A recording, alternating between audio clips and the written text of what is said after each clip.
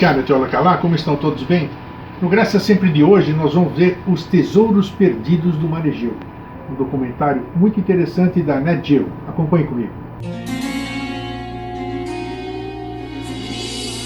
No obscuro passado da Europa, nas costas do Mar Egeu, os antigos trovadores contavam histórias de uma idade de ouro longínqua. Um tempo em que os homens eram heróis, maiores do que a própria vida. Quando o corajoso Teseu combatia o Minotauro. E soldados se confrontavam pelo rosto da bela Helena, que fez cair as muralhas de Troia. Durante centenas de gerações, estas histórias foram passando como mitos. Então, no século XIX, dois homens notáveis atreveram-se a acreditar que os mitos eram pistas para os tesouros de um passado esquecido. As suas extraordinárias aventuras puseram a descoberto as raízes da civilização ocidental.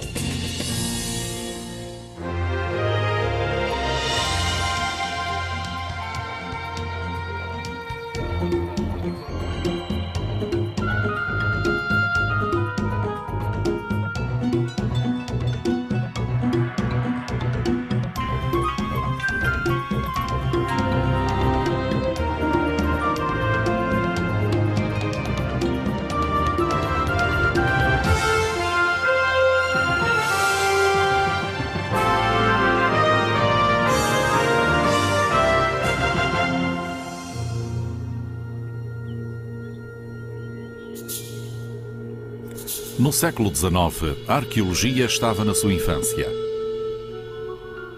A Grécia Antiga era considerada o berço da civilização ocidental. A sua arquitetura, a mais bela. As suas ideias, o fundamento de tudo o que estava para vir. E, no entanto, as suas raízes anteriores ao século VIII a.C. estavam envoltas em mistério. Será que esta civilização extraordinária brotou do nada? Ou existiu uma outra, quase tão avançada, antes dela? Os únicos relatos de uma idade mais antiga eram lendas que quase toda a gente desprezava como mitos. As primeiras grandes obras da literatura ocidental, a Ilíada e a Odisseia, eram consideradas ficção, nada mais. Quem podia adivinhar que as maravilhosas histórias de Homero podiam conduzir a um passado real?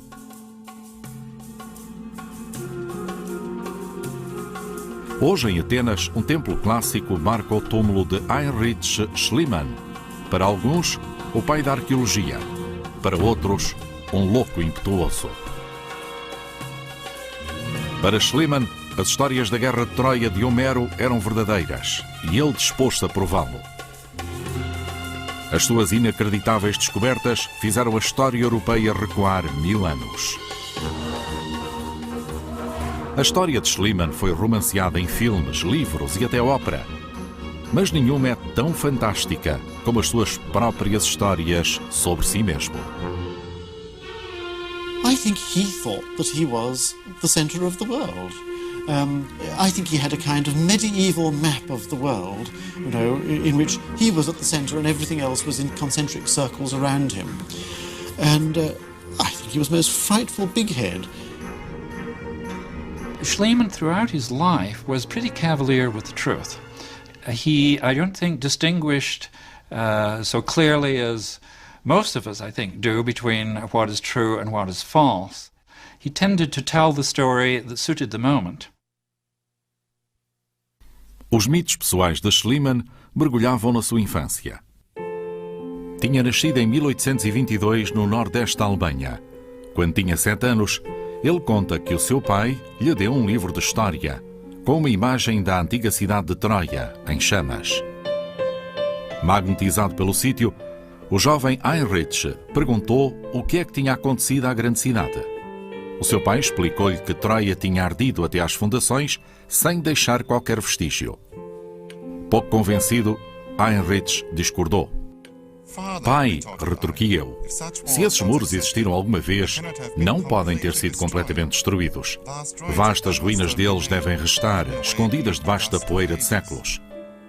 No final, ambos concordamos que um dia eu devia escavar Troia. It's a wonderful story, but there's really no reason why we need to believe it. He tells us not a day went by, but that he thought about this goal of earning enough money to go out and excavate Troy. But we have thousands of letters and many diaries when he was a young man. There's no mention of going out and excavating Troy. Schliemann talvez estivesse a tentar velar a realidade de uma infância dolorosa. A sua mãe morreu nova, mas não antes do seu pai, pastor protestante, perder o emprego por ter cometido adultério com a empregada lá de casa. Schliemann teve de largar a escola e ajudar a manter os seus irmãos e irmãs. All this, I think, etched itself deeply onto Schliemann's mind, and he was left him with a bitter resentment about it in later life. On the other hand, the drive for all that he achieved came out of his unhappy childhood. A história de Schliemann continua como um conto de fadas. Fugiu para o mar, naufragou e depois tornou-se guarda-livros numa casa comercial em Amsterdão. Trabalhando sem descanso, aprendeu línguas sozinho, copiando passagens e depois aprendendo-as de cor. Dominou pelo menos 10 línguas desta maneira.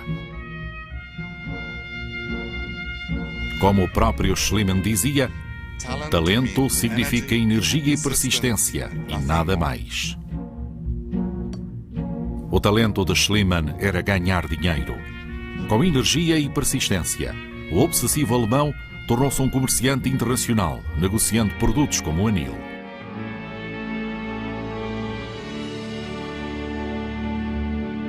Em 1849, prospectores encontraram ouro na Califórnia. Sempre oportunista, Schliemann juntou-se à corrida ao ouro. Em Sacramento abriu um banco, comprando ouro em pó aos mineiros e emprestando-lhes dinheiro a 12% de juros ao mês. 2 anos mais tarde deixou a Califórnia. Era já um homem muito rico. O meu pior defeito, ser um fanfarrão e um manhoso, trouxe-me inúmeras vantagens. E mais estava para vir.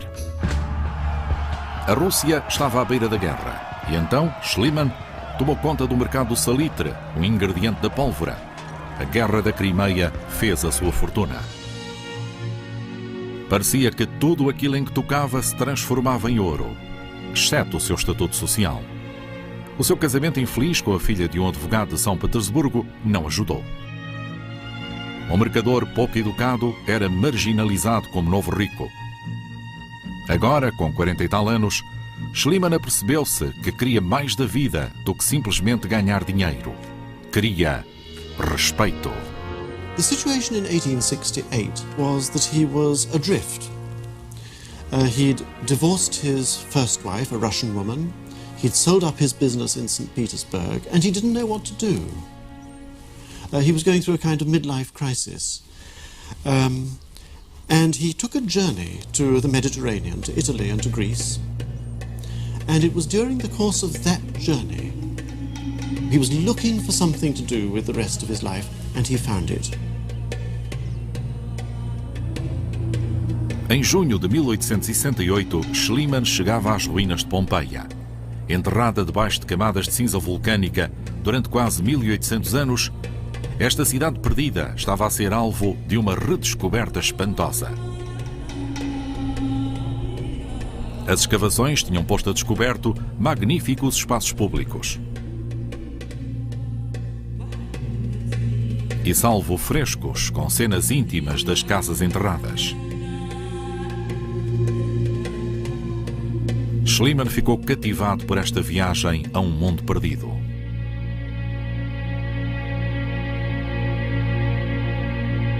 Pela primeira vez conheceu um verdadeiro arqueólogo, Giuseppe Fiorelli. Era uma inovação deste italiano injetar gesso na antiga cinza, revelando as formas dos pompeianos apanhados nos seus últimos momentos de vida.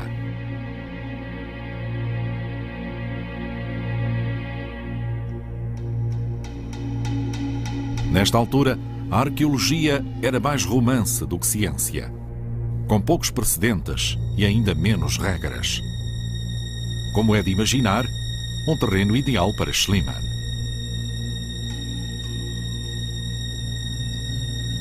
À medida que continuava as suas viagens, os seus diários começaram a refletir uma nova orientação. Ia-se lançar numa grande aventura arqueológica e descobrir o maior desafio de todos, a lendária cidade de Troia. Mas primeiro tinha de a encontrar.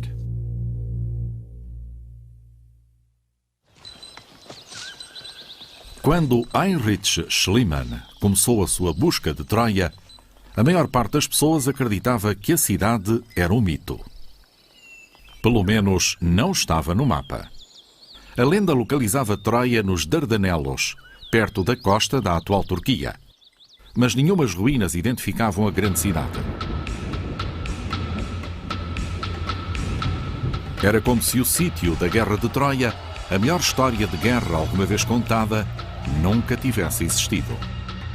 Mas durante milhares de anos as pessoas tinham repetido a história de Homero. Como Helena, o rosto que tinha lançado ao mar 1000 navios, tinha sido levada para Troia. Como os gregos tinham combatido durante 10 longos anos para levá-la de volta, comandados pelo grande rei Agamemnon. Como a guerra tinha finalmente sido vencida com um cavalo de madeira cheio de soldados. Na narrativa de Homero, os gregos destruíram a grande cidade de Troia, queimando-a até às fundações. Schliemann was just captured by the Iliad. The descriptions of what goes on, everything about the human condition is found in the Iliad in a very poetic and magnificent manner. And the idea of finding the site where all of these great tensions between love and strife, between divine and human interaction were worked out, was something that just swallowed him up. Com o livro de Homero como guia, Schliemann examinou a colina que se pensava ser a localização mais provável de Troia. Na Ilíada, 2 nascentes marcavam o sopé da colina da grande cidade. Para sua desorientação, Schliemann encontrou muitas mais aqui. E tentativas de escavação acabaram por não dar mais nada, senão terra. Mas exatamente quando estava prestes a abandonar a área, o alemão teve sorte. Conheceu um inglês chamado Frank Calvert, que era dono de uma outra colina, lugar de muitas civilizações antigas. Calvert acreditava que a sua colina escondia a verdadeira Troia, bem longe da superfície. Frank Calvert explained to Schliemann that he had done some excavations there, which took him down below the Greek and Roman levels into deep deposits which were earlier. So he said there is a very good chance that in these deep earlier deposits you will find the Troy of the Trojan War. And that convinced Schliemann, and it gave him something to do. Mas Schliemann não fazia a menor ideia de como começar. Caro Sr. Calvert, devo levar uma tenda, uma cama de ferro e uma almofada comigo? Que tipo de chapéu é melhor para o sol abrasador? Por favor, dê-me uma lista exata de todos os utensílios de qualquer tipo e tudo aquilo que for necessário e que me aconselho a levar comigo.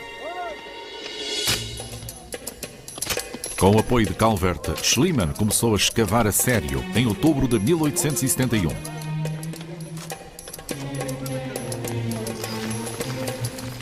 No primeiro dia, contratou 8 homens. No terceiro dia, já eram 80. O cuidado não era o seu estilo. Partindo do princípio que a Troia de Homero ficava na base da colina, Schliemann mandou os seus homens fazerem uma vala profunda, exatamente no meio dela. Deve-se mergulhar imediatamente até ao fundo. Só então é que se podem encontrar coisas. À medida que iam avançando para baixo, os homens descobriram não só uma cidade, mas muitas. Mas Schliemann não deixou que estas outras Troias se atravessassem no seu caminho. You can see when he began that his methods were very, very crude. He was going in with winches and crowbars and battering rams. The horrifying tale is spelt out in some of his writings. And nowadays one just blenches at the thought of it. Uma grande quantidade de grandes blocos de pedra que estamos constantemente a encontrar causam grande incómodo e têm que ser tirados e removidos. Todos os meus trabalhadores correm para ver o enorme peso rolar pela colina abaixo e ir parar a alguma distância na planície. Schliemann estava a deitar fora valiosas relíquias de milhares de anos de civilização naquele sítio. Por sorte, as chuvas fizeram a campanha acabar cedo. Mas no ano seguinte ele estava de volta, agora atacando a colina com 150 homens, às ordens de um engenheiro dos caminhos de ferro. Muitas vezes ao lado de Schliemann estava a sua nova mulher grega, Sofia, que conquistou o seu coração recitando da Ilíada. Avançando com determinação, Schliemann continuava a apontar diretamente para a base da colina, pondo a descoberto ao acaso antigos muros de pedra e recolhendo cerâmica e outros artefactos à passagem. What Schliemann did was to go down deep into this complex site, and he did try to understand how the layers had built up one on top of another. And he wasn't bad at it either, he was quite observant. Of course now we would do it in much finer detail than he did, but he was the one to reveal that this sort of thing could be done in a site of this sort. Na terceira campanha de escavação, o trabalho árduo finalmente compensou. Perto da base da colina, os trabalhadores puseram a descoberto as ruínas carbonizadas de uma cidadela. Não tinham grande aspecto, mas Schliemann declarou que devia ser o palácio do rei Príamo, que ardeu na Guerra de Troia. E quando acabou de contar a história, mandou embora os trabalhadores e começou ele próprio a atacar as paredes do palácio.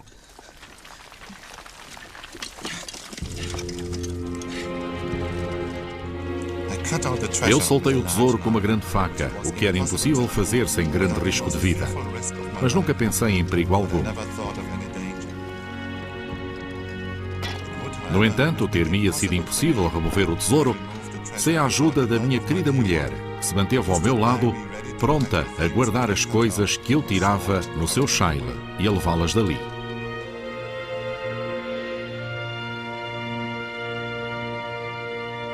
Era uma descoberta fabulosa. Antigos vasos de prata e de cobre, armas de bronze. E mais extraordinário do que tudo, requintada joalharia de ouro. Com a soberba habitual, Schliemann anunciou que tinha descoberto o tesouro de Príamo e as joias de Helena de Troia.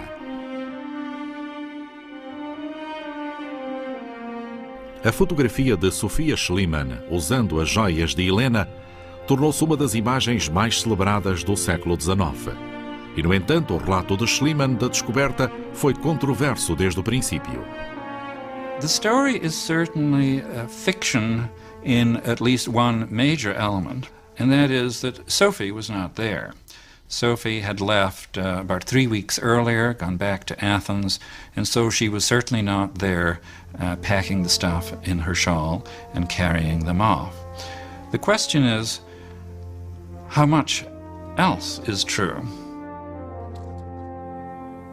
I think that although Sophie wasn't there, and we know that Schliemann was telling a lie about that, that doesn't necessarily mean that the treasure itself was a hoax. I think, in fact, there are very good signs that it was genuine. There are discrepancies with regard to where the treasure was found, the day on which it was found, and exactly what was found. He makes wrong connections. For example, he misremembers exactly where things were found, he associates them with the wrong features, and so forth. But I think you also have to consider what he has left us with at the end of the day, and what he has left us with is an enormous volume of material, because he was so energetic and spent so much money and spent so much time at Troy.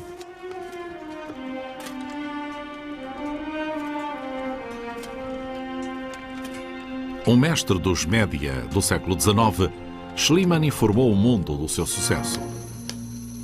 Mas primeiro contrabandeou cuidadosamente os seus tesouros para fora da Turquia, ignorando que a sua autorização estipulava que todos os achados pertenciam aos turcos. O astuto alemão estava triunfante, convencido de que tinha descoberto a Troia de Homero, sepultada no mito por mais de 3.000 anos. Sendo ele Schliemann, no entanto, mesmo a fama e o reconhecimento público não podiam ocupá-lo por muito tempo. Homero apontou-lhe uma nova direção, uma cidade rica em ouro. Voltou os seus olhares para Micenas, casa de Agamemnon, chefe dos gregos.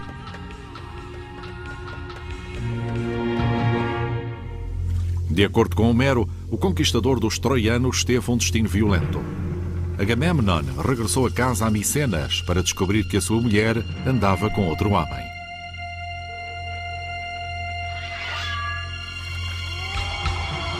Já tarde, uma noite, os dois assassinaram o grande herói. Era outra história emocionante, motivação suficiente para Schliemann. E com Micenas, o inexperiente arqueólogo tinha uma tarefa mais fácil. Ao contrário de Troia, a cidade nunca se tinha perdido. As suas ruínas pitorescas ainda dominavam uma colina na Grécia, nada longe do mar Egeu. Com fome de ouro, Schliemann começou a escavar em agosto de 1876. Passadas algumas semanas, descobriu indícios de uma zona sagrada. A sorte do homem era inacreditável. À pressa, pôs a descoberto uma série de túmulos reais, cheios de tesouros e esqueletos adornados de ouro.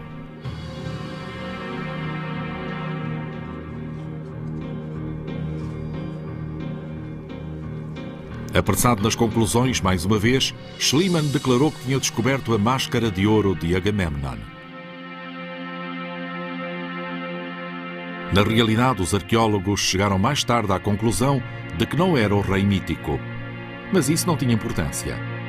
Schliemann tinha descoberto evidências de uma rica e sofisticada civilização que tinha florescido 1000 anos antes dos dias da Grécia clássica. Os objetos que tinha desenterrado eram elegantes e habilidosamente fabricados. Até tinha encontrado um capacete feito com dentes de javali que coincidia com a descrição de Homero. A fabulosa descoberta de Schliemann em Micenas trouxe-lhe fama internacional e até o respeito de muitos dos seus críticos. Durante a década seguinte, escavou noutras cidadelas gregas, acumulando evidências da riqueza e do esplendor desta civilização anteriormente desconhecida. Mas Schliemann não estava satisfeito. No seu íntimo, sabia que as suas novas descobertas lançavam dúvidas sobre o primitivo tesouro que tinha encontrado em Troia. Como é que podia ter a certeza de que as muralhas que tinha descoberto bem fundo debaixo daquela colina eram as mesmas que mantiveram as forças de Agamemnon na baía? Que tinha sido naquelas ruas em ruínas que Helena tinha andado? Era tempo de voltar a Troia e fazer sentido daquela complicada colina, uma vez por todas.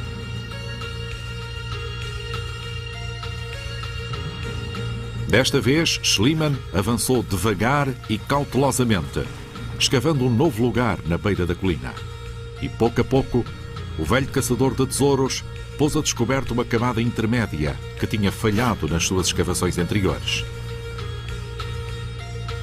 Aqui, finalmente, estava aquilo de que ele andava à procura desde o princípio. As ruínas de ruas largas, muralhas maciças e uma cidadela muito maior. Schliemann devia ter ficado feliz, mas em vez disso, ficou de rastos. It meant there was a lot of rethinking to do. And in a sense, he saw before his eyes 20 years of work just going down the drain.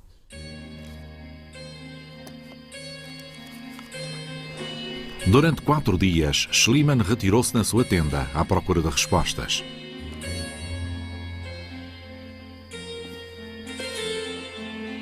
Desde o início, tinha partido o princípio de que a Troia de Homero estava na base da colina. Agora, a sua nova descoberta mudava tudo.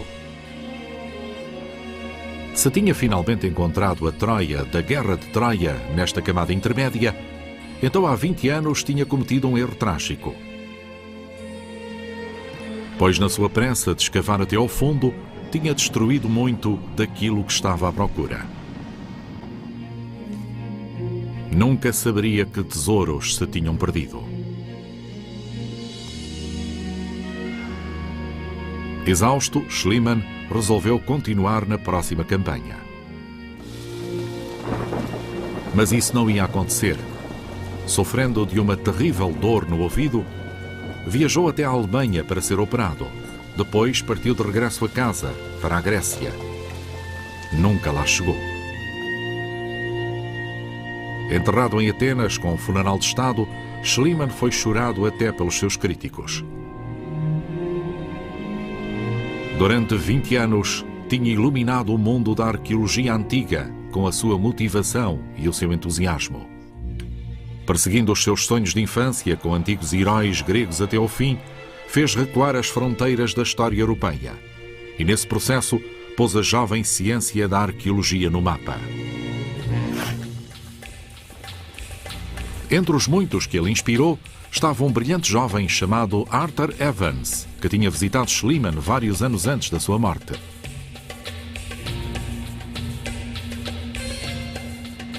Alcançando mais longe do que as descobertas de Schliemann, o intrépido jovem inglês ia também perseguir uma lenda até aos cantos longínquos do passado escondido da Europa.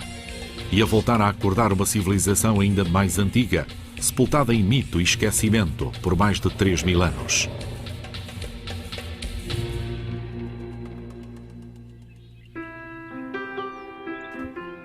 Ao contrário de Schliemann, Arthur Evans parecia destinado a ser arqueólogo. O seu pai, um rico fabricante de papel, era um pioneiro no estudo do passado.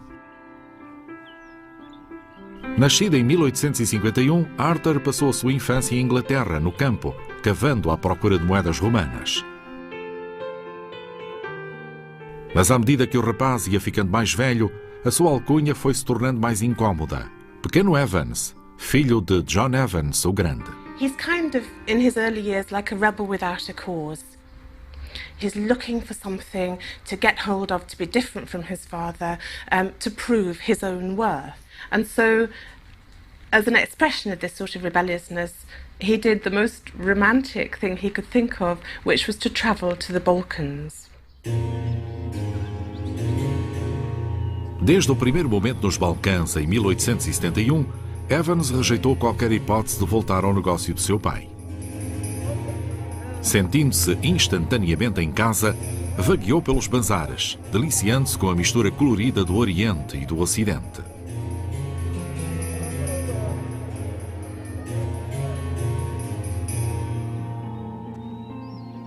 Para Evans, o facto daquela terra estar em guerra só aumentava a sua atração.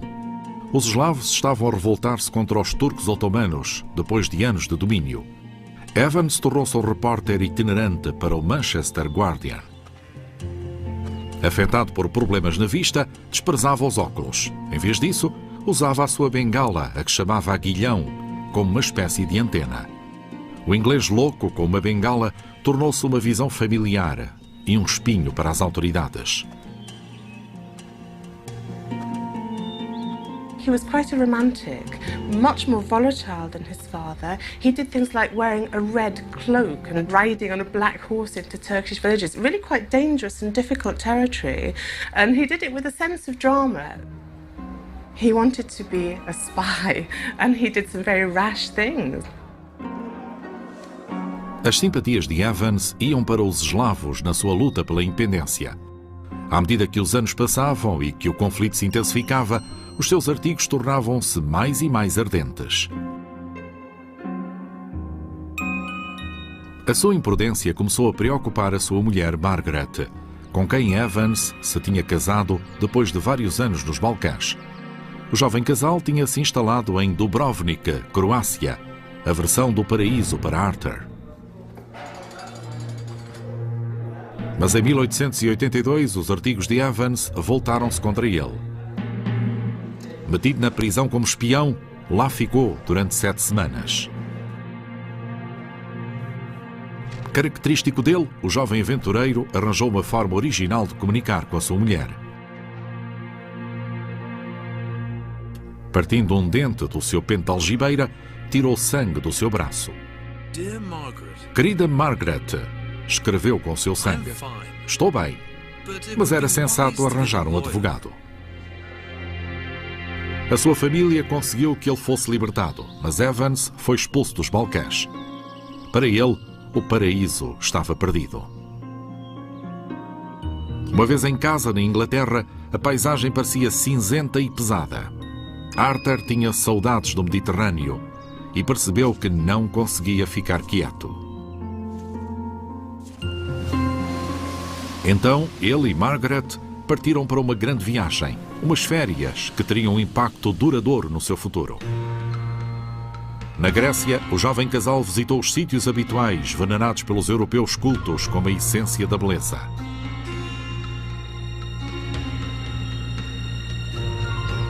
Evans não ficou impressionado. Estava mais interessado em ruínas verdadeiramente antigas, como as de Micenas. Desde as primeiras notícias nos jornais, há mais de uma década, Evans tinha ficado fascinado pelas descobertas de Heinrich Schliemann. Foi visitar o arqueólogo alemão à sua casa em Atenas.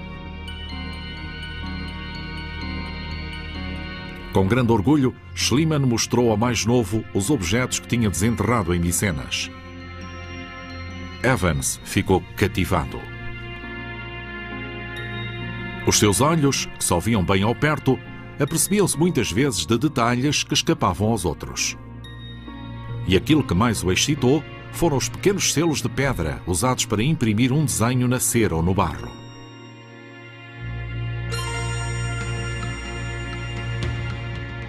Os seus intrincados símbolos lembravam-lhe a escrita pictográfica como os hieróglifos egípcios.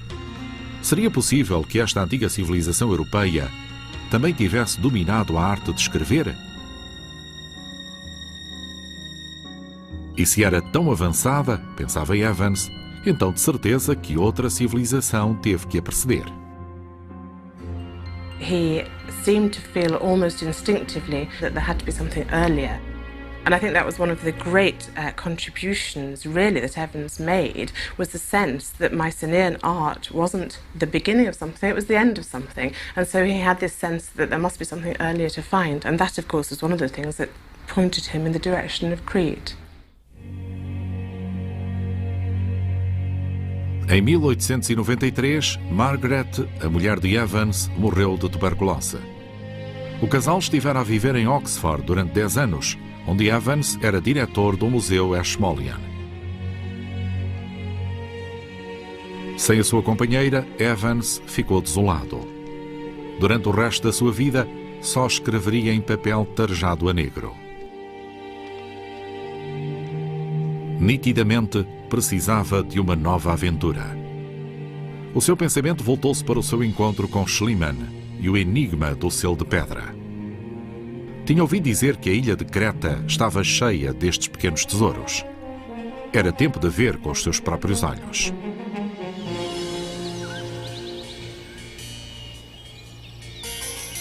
Em 1894, Arthur Evans foi para Creta, uma ilha adormecida no mar Egeu.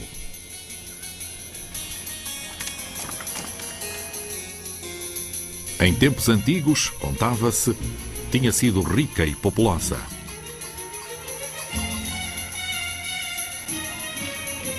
Agora, sob o domínio dos turcos otomanos, estava fora do tempo e intocada. Exatamente o tipo de lugar de que Arthur Evans gostava. Andou por toda a ilha à procura de selos de pedra desenterrados pelo arado. Aqui as mulheres chamavam-lhes pedras de leite e usavam-nas ao pescoço para terem leite suficiente para os seus bebés.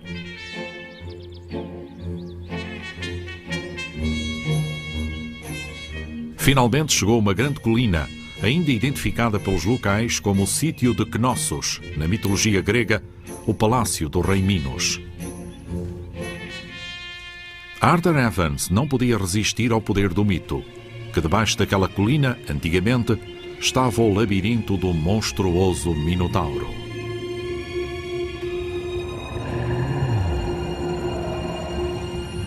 No desenrolar da história, cada ano a cidade de Atenas era obrigada a mandar um tributo ao rei Minos.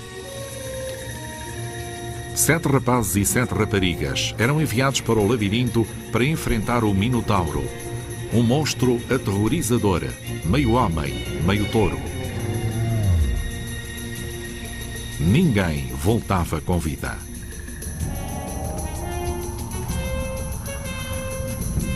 Então, um jovem chamado Teseu engendrou um estratagema para marcar o percurso com um novelo de fio.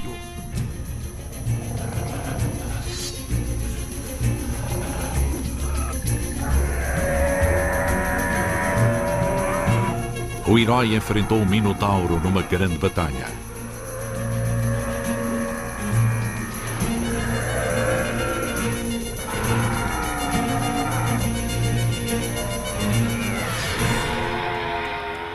Triunfante, seguiu o fio até à liberdade.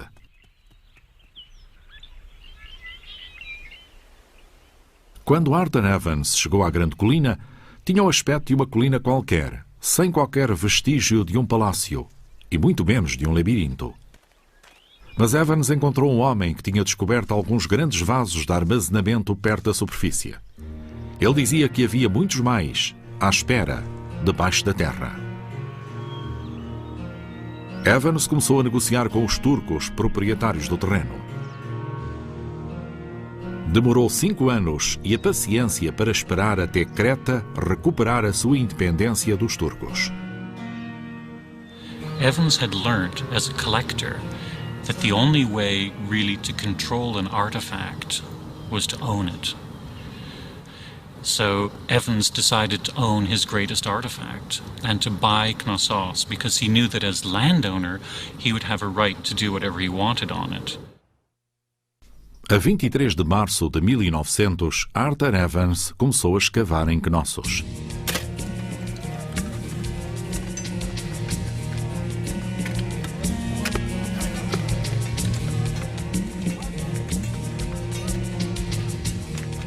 No esforço para curar as feridas da recente guerra pela independência, contratou tanto muçulmanos como cristãos, homens e mulheres, para trabalhar na escavação.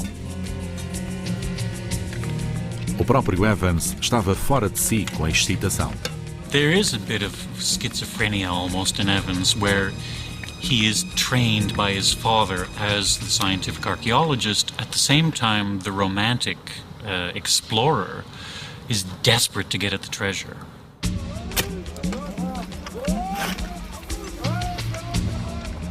Não demorou muito tempo. Exatamente uma semana depois de começar a escavar, Arthur Evans encontrou tabuinhas de argila inscritas com 2 sistemas de escrita diferentes e completamente desconhecidos. Evans chamou-lhes Linear A e Linear B. Iria passar o resto da sua longa vida a tentar decifrá-los.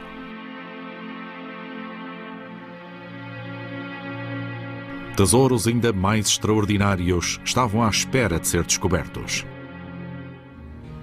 Arthur Evans found in the very first weeks of his excavation a wonderful gypsum throne, a stone throne, still in place in a room beautifully decorated with frescoes. It was flanked by griffins, and he was instantly able to announce to the world, this is the oldest throne in Europe, this is the beginning of European civilization.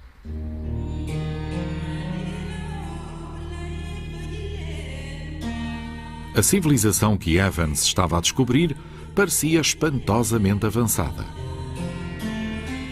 Enquanto o resto da Europa ainda vivia em cabanas, este povo antigo vivia com conforto e esplendor. Essentially, it really was like a grand European palace, where you had running water actually running through the building itself. The sort of thing that really most of Evans's readers in the London Times didn't have, you know, flushing toilets in their own houses and fresh water running through the houses. Empolgado pelos extraordinários tesouros de Knossos, Evans anunciou corajosamente ao mundo que tinha encontrado uma civilização completamente desconhecida e inimaginável. Mais antiga que a Micenas de Schliemann e 1500 anos mais antiga que a Grécia clássica. Decidiu que estes notáveis antigos europeus precisavam de um nome. Chamou-lhes Minoicos, por causa da lenda do rei Minos. Agora, Arthur Evans tinha encontrado uma causa à altura da sua imaginação sem limites.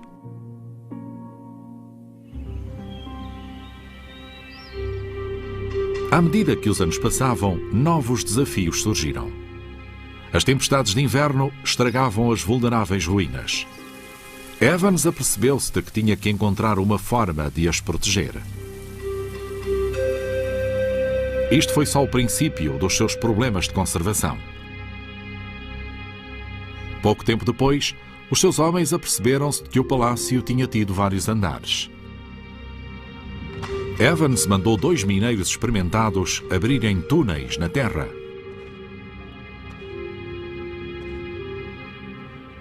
Cavaram durante semanas, acabando por revelar os restos de 4 magníficos lances de escada em pedra.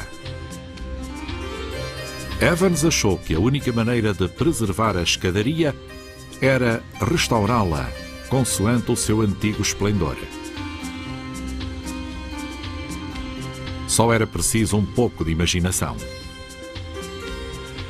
Really what started off as a first aid, basically to keep the building intact, grew out of hand a little bit, because he began to really enjoy what he was doing. Pouco a pouco, Evans começou a restaurar Knossos. Usando a sua própria fortuna, transformou as ruínas em salas, baseando-se na sua visão pessoal da arquitetura minoica.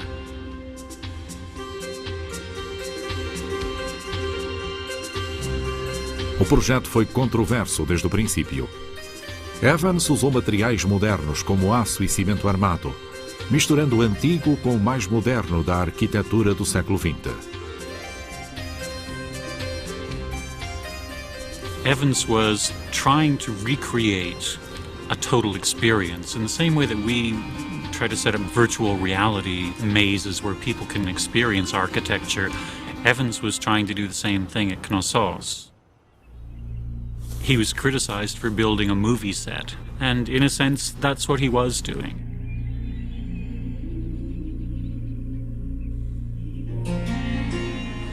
he wanted people to be able to walk through and experience the building. But really one is experiencing Evans's vision more than anything else when you visit Knossos.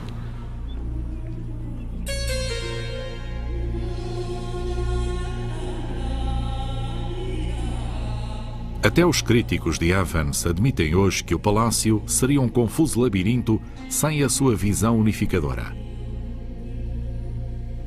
À medida que mais e mais ruínas eram postas a descoberto, Evans contratava arquitetos para o ajudarem a fazer sentido dos corredores e salas meio destruídos. Começou a pensar que o próprio palácio tinha inspirado o mito do labirinto, pois encontrou 1.400 salas numa área de 2,5 hectares.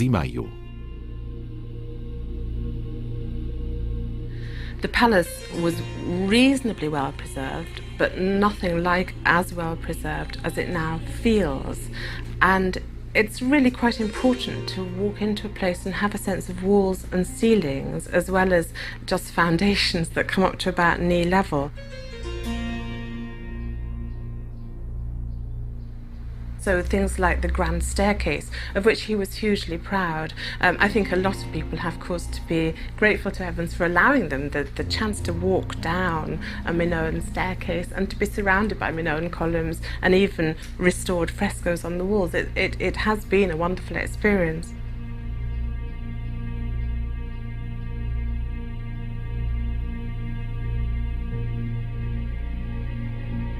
Evans foi inspirado pelos frescos.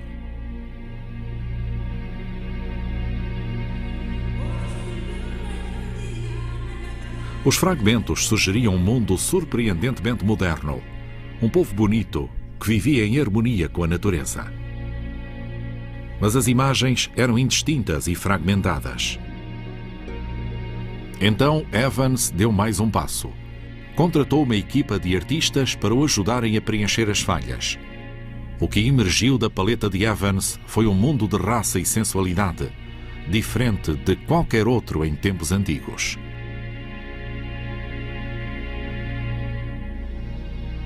Não havia imagens de guerra. As mulheres estavam ao mesmo nível que os homens. Sacerdotisas conduziam o culto a uma deusa-mãe. Mas quanto deste mundo convidativo era verdadeiramente minoico e quanto era criação de Arthur Evans? He idealised the Minoans. He had no real concept that there could be any darker side to their nature, any warlikeness. They were, for him, sort of latter-day hippies, really. They were people who lived in an almost perfect world, a world which I think Evans saw in contrast to the real world. They were almost a sort of escape to him. Durante os anos de Evans em Knossos, o mundo exterior estava estilhaçado pela violência da Primeira Grande Guerra.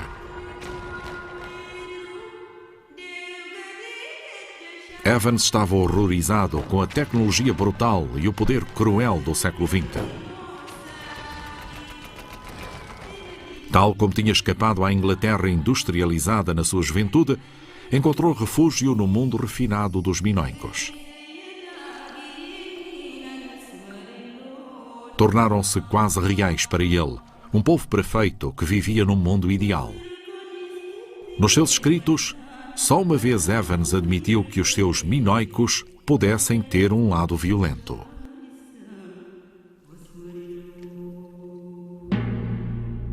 Não podia evitar de reparar que em qualquer lado para onde olhasse no palácio, via imagens ameaçadoras de touros. Lembravam-lhe os inocentes rapazes e raparigas sacrificados ao Minotauro.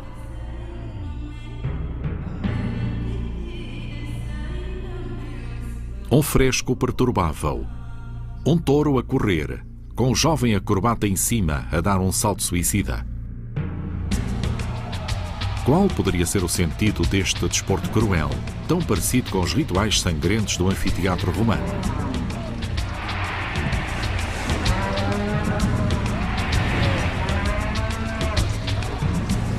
Os desportos do anfiteatro romano têm em Creta antecedentes até aos tempos pré-históricos. Talvez as lendas dos prisioneiros atenienses devorados pelo Minotauro preservem uma tradição real destes desportos cruéis. Arthur Evans.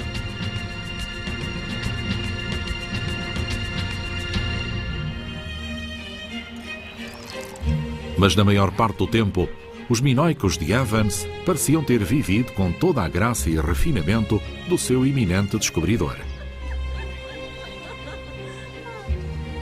Agora era Sir Arthur, honrado por todos e com renome. Recebia em sua casa frequentemente, mas não abdicava da sua privacidade, sentindo-se mais à vontade no mundo que criou. Passou a maior parte dos seus últimos anos a escrever uma história dos minoicos chamada O Palácio de Minos. Desafiando a tecnologia moderna, escreveu os 4 volumes à mão, com uma pena de escrever de ganso branco. Muitos dos seus amigos diziam que a sua letra até se começava a parecer ao linear A.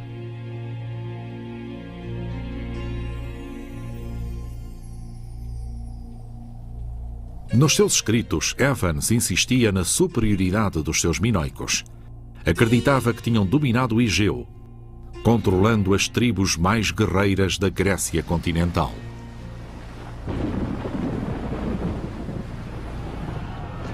Mesmo à luz da evidência contrária, insistia que só um terremoto tinha precipitado a sua queda. Outros arqueólogos discordavam. Apontavam para a evidência de que os minoicos tinham sido conquistados pelos micénios, que invadiram vindos da Grécia, cerca de 1450 a.C.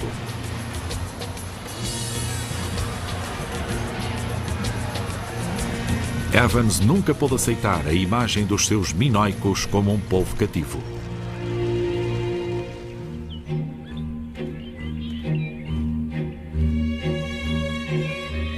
Até ao fim da sua vida, Evans manteve-se fiel ao seu sonho dos minoicos.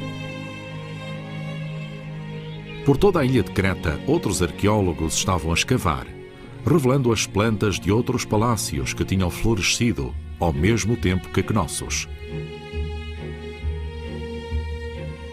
Os métodos deles não eram os mesmos que os seus. A ciência tinha tomado conta da arqueologia. Nunca mais uma só visão recriaria uma civilização. Os dias dos caçadores de tesouros tinham passado. There are instances where we can see him as being wrong-headed, pig-headed, just plain wrong. But what really strikes me very forcibly is that if you're starting any piece of Minoan research, if you're asking any question, you can almost always go back to Arthur Evans' writings and find a starting point. You may not agree with what he says about it, but he's almost always been there first and thought of the question. Independentemente de ser verdadeiro ou não, a imagem de Evans da cultura minoica, a sua elegância e graça, cativaram a imaginação ocidental. Continua a inspirar mais de 1 milhão de visitantes por ano em Knossos. O tesouro que ele descobriu valia mais do que ouro. Foi a visão de um mundo civilizado nas sombrias profundezas do passado europeu.